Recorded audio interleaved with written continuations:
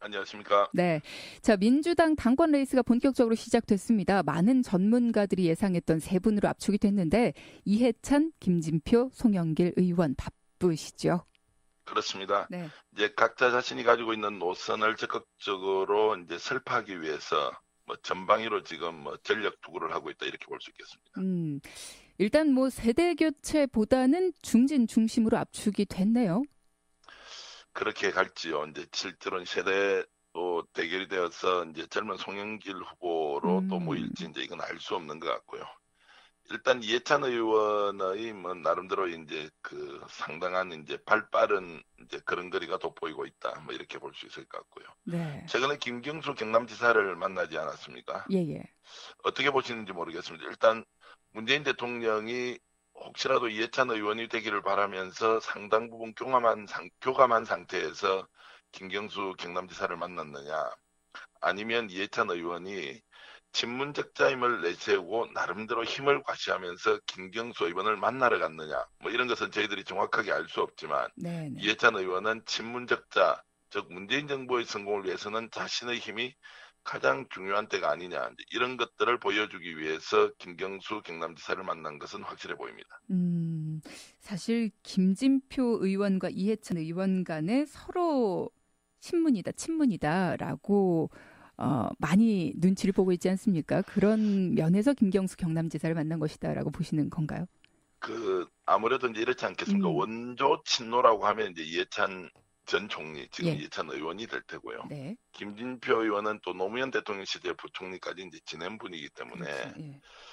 노무현 대통령 관계로 보면 이제 근본적으로 이해찬 의원이 가깝지만 이제 지금 현재 문재인 정부에서 이해찬 의원이 어느 정도 대통령과의 관계를 유지하고 있느냐에 대해서는 사실 음, 이런저런 얘기가 있는 것 같은데요. 네네. 어찌됐든 당대표 레이스가 시작된 이제 상황에서는 문재인 대통령이 형식적이든 실질적이든 밀어주고 있다는 느낌을 당원들에게 주어야만 아무래도 이제 결과가 좋지 않겠습니까? 네네. 그런 면에서 양측 모두가 이제 친문의 적자임을 내세우면서 레이스를 벌이고 있다 이렇게 볼 수 있겠습니다. 음, 자, 그런데 당대표 경선에 갑자기 이재명 경기도지사가 이슈가 되고 있습니다. 김진표 후보가 이재명 경기도지사의 탈당을 요구하고 있습니다. 이제 이런 것 같습니다. 일단 이슈 제기에는 성공을 한 것 같은데요. 이제 예. 이재명 경기지사가 이제 김부선 씨 사건과 관련된 의혹, 또 최근에 조폭 연루설과 같은 것이 상당히 국민들의 관심을 끌고 있는 사안임에는 분명하고 네. 그런 면에서 김진표 의원이 당대표 경선을 통해서 이재명 지사의 탈당을 사실상 요구한 것은 네. 이슈 제기에는 일단 성공했다. 음. 그러나 이제 이런 이슈 제기가 과연 이제 당대표 경선과 직접 연관이 될 만한 사안이 되느냐고 하는 데서는 약간 견해가 다른 분도 있는 것 같습니다.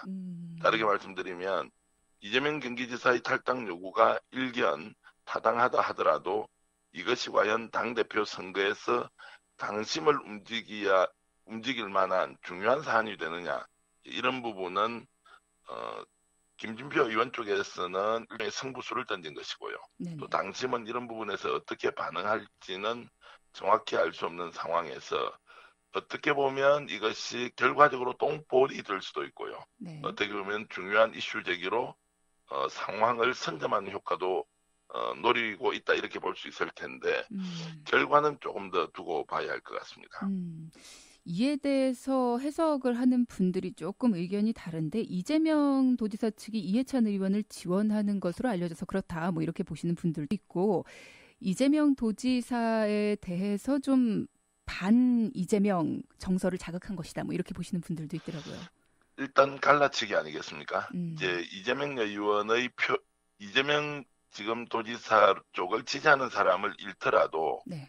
오히려 김진표 의원이 선명성 논쟁을 통해서 여타 이제 친문 진영 또는 비문 진영까지 한꺼번에 안을 수 있는 사안으로 이재명 이슈를 던졌을 수 있고요. 네. 그러나 이제 여기에 대한 동조 반응을 보면 이해찬 의원이 처음부터 이 문제에 대해서는 본인이 잘 모르겠다는 견해를 밝혔고 네네. 이제 엊그제 송영길 의원이 인터뷰를 통해서 이 문제는 법적으로 좀 가야 되는 것이지 법적으로 정리가 되지 않은 상황에서 탈당 여부를 얘기해버리는 것은 좀 너무 많이 나가는 것 아니냐 이제 음. 이러면서 송영길 의원이 이해찬 의원 쪽의 의견을 조금 수용하는 듯한 이제 이미지를 보였고요. 예. 그러면서 김진표 의원이 문제 제기에는 성공했으나 여기에 대해서 다른 두 후보의 동조를 얻지 못하는 바람에 네.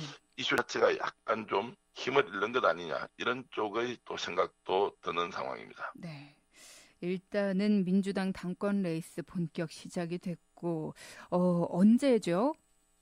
8월 25일 날 이제 전당대회를 통해서 당대표가 이제 결정이 되죠. 네, 그렇습니다. 그 이후에 이제 민주당의 행보도 좀 눈여겨봐야 될 것 같습니다. 그렇습니다. 민주평화당 역시도 새 정당 대표를 뽑습니다. 후보가 6명이죠. 지금 뭐 그 이제 지역별로 다니면서 지금 뭐 후보자 토론도 하고 있고요. 음, 최근에는 전주 MBC에서 한 방송을 보니까 나름대로는 상당히 이제 그 강한 톤으로 민주평화당의 미래를 놓고 이제 그 논쟁을 벌이고 있고요. 네, 다만 이것이 이제 민주평화당이 아무래도 이제 광주 전남 그렇죠. 또 전북을 중심으로 지역세를 가지고 있는 정당이기 때문에 전국적 관심은 아직 가지지 못하지만 그 나름대로 내부에서는 상당한 경쟁을 음, 치열하게 벌이고 있다 이렇게 볼 수 있겠습니다. 그게 조금 한계가 아닐까 싶어요. 민평당이 지역 지지당이라는 색을 좀 못 벗는 게 아닐까. 중앙 쪽에서 관심이 좀 적잖아요. 그렇습니다. 이제 이런 부분을 이제 해결해야만 음, 민주평화당이 이제 전국 정당으로 갈 수 있는데 현재까지는 아무래도 이제 그 국민의당에서 떨어져 나가면서 네, 호남 지역을 기반으로 정당의 성격을 애시당초 규정도 하고 또 거기에서 지역 활동들을 벌였던 국회의원들이 주도하고 있기 때문에 여전히 이제 당의 정체성을 전국 정당화 시키는 데는 한계가 있는 거 아니냐. 그리고 음, 지금 당 내의 또 그 전당대회 중요한 쟁점이 지금 현재 집권 여당인 민주당과 민주평화당이 어떤 관계를 설정할 것이냐. 다르게 그렇죠. 말씀드리면 전국 정당이라는 이슈보다는 민주당과 한 몸이 되어서 갈 것이냐 아니면 계속 독자 정당을 유지할 것이냐 이런 것이 이제 이슈의 중심이 되어 있다 보니까 예. 국민들의 관심은 또 상대적으로 덜 받고 있다 이렇게도 볼 수 있겠습니다. 네. 자, 그리고 또 요즘 계속 뜨거운 이슈입니다. 김병준 자유한국당 비상대책위원장이 어제 경남 김해 봉하마을을 찾아서 고 노무현 전 대통령의 묘역을 참배했습니다. 임시이긴 합니다만 한국당 지도부가 봉하마을을 찾는다는 건 굉장히 이례적이죠. 상당히 이제 그랜드한 행보다 그렇죠. 아주 큰 행보를 하고 있다. 음, 특히 이제 봉하마을에서 노무현 대통령 묘역을 참배한 것뿐만 아니라 네, 권양중 역사와 한 30분 정도 비공개 맞습니다. 이제 예. 면담까지 했습니다. 네. 이것은 정치적인 상징성이 상당히 크다고 볼 수 있을 것이고요. 음, 개인적인 관계를 강조했다. 김병준 그 비대위원장이 전 청와대 정책실장으로서 권양숙 여사와도 잘 아는 관계로 알려져 있는데요. 네네. 그런 개인적인 친분 때문에 전직 대통령, 특히 노무현 대통령의 영부인을 만났다는 것 이상의 의미가 있는 것 같고요. 이제 그런 음, 면에서 김병준 비대위원장의 일련의 행보가 일반적으로 관리형 비대위원장이 아니라 자유한국당의 미래를 본인 주도로 뭔가 설정을 다시 하겠다. 즉 정당을 리셋하겠다는 그런 좀 큰 계획을 가진 상황에서 이런 행보를 보인 거 아니냐. 이러면서 음. 당내에서는 찬반 양론이 좀 갈리고 있다. 이렇게 볼 수 있겠습니다. 방금 말씀하신 것처럼 찬반 양론이 있습니다. 당 내에서는 비판의 목소리도 적지 않은데 통합에 있어서 좀 문제가 되지 않을까라는 우려도 있습니다. 통합이라는 단면을 잘라서 보면 예, 자, 과연 자유한국당의 정체성과 이번 봉하마을 방문이 일치하느냐 뭐 이런 부분은 단면만 잘라서 보면 그런 문제 제기를 할 수 있을 것 같고요. 예, 예. 자유한국당이 보수 정당으로서 다시 태어나기 위해서 어떤 자세를 가져야 하느냐. 통합이 필요한 것이고 통합적 마인드가 또 절실한 상황이고 그런 면에서 보수의 미래를 새로 설정한다면 노무현 대통령 정신은 충분히 받아 안아야만 집권 여당인 민주당 또는 문재인 정부와 경쟁을 할 수 있다. 이렇게 생각한다면 오히려 김병준 위원장이 갖고 있는 색깔이 이런 그 자유한국당의 새로운 그 미래 설계에는 더욱더 필요한 행보가 아닌가 이런 의견도 음, 있습니다. 그렇군요. 자, 그리고 문희상 국회의장과 세 개의 원내 교섭단체 원내 대표들 어제 회동을 갖고 8월 임시국회 운영 의논했습니다. 일하는 국회를 다짐했다라는 뉴스가 보이는데 국민들이 진정으로 원하는 부분이죠. 주목해 볼 만한 내용들 뭐가 있을까요? 짤막하게 좀 정리 뭐 부탁드립니다. 일단 반쪽이었습니다. 어제 네, 김성태 이제 자유한국당 원내대표는 개인 불참을 했죠. 일정 때문에 이제 불참을 했는데 예, 어쨌든 문희상 의장의 의도는 좋으나 지금 당내 상황은 각 정당별로 생각이 다르기 때문에 네. 문희상 의장의 의도대로 갈지 안 갈지는 좀 더 지켜봐야 하는 상황이다 이렇게 볼 수 있겠습니다. 정치자금법 개정 필요성 이야기도 어제 언급이 됐다고 들었습니다.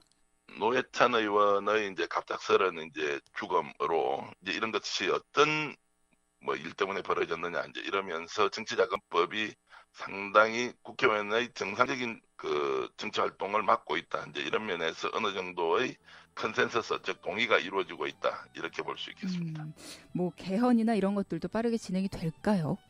전국적인 이슈를 만들어서 가는 것이 중요한데 아무래도 이제 정치자금법은 너무나 국회의원의 문제인 것 같아서 좀 더 큰 상황들을 만들어 갈 필요가 있지 않느냐 이런 생각을 해봤습니다. 네. 자, 오늘 말씀 감사합니다. 고맙습니다. 예, 대한민국 지식중심 전계환 대표와 함께했습니다.